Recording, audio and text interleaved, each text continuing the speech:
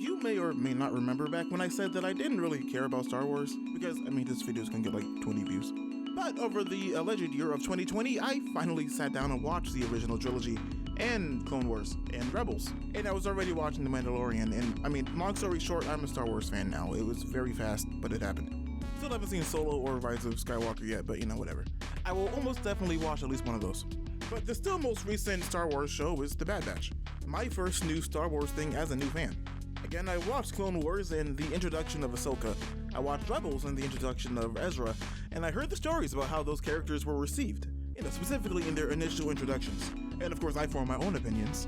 Which for Ahsoka was, wow, they're doing a great job of making this annoying kid an annoying kid.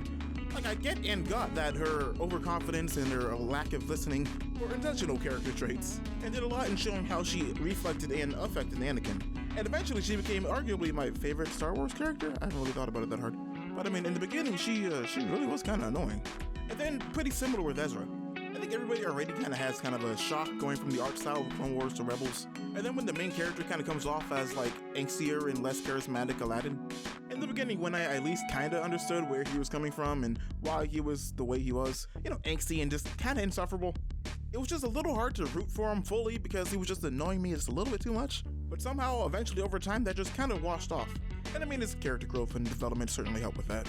So when The Bad Batch came around and you see this little kid, seemingly younger than either Ahsoka or Ezra, you kind of think, oh no, this might be rough for a little bit. Because those last kids kind of took a while to get going, and Grogu doesn't count, he's 50. So we've met our Bad Batch, we meet our new little kid, Omega. My name's Omega. Will she be annoying? Well, for me, and by my estimation of the general consensus, no, she really wasn't too annoying. She actually worked pretty well from the jump. But how and why? What happened here? Well, when we first meet Omega, she's pretty mature. Because of things we learned about her later, she's pretty familiar with how a lot of things go.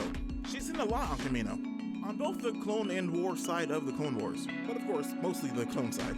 You get her childish wonder and shortcomings, really, not in the way you'd expect, with her being disobedient or just too wild and untrained to be with a bunch of former soldiers.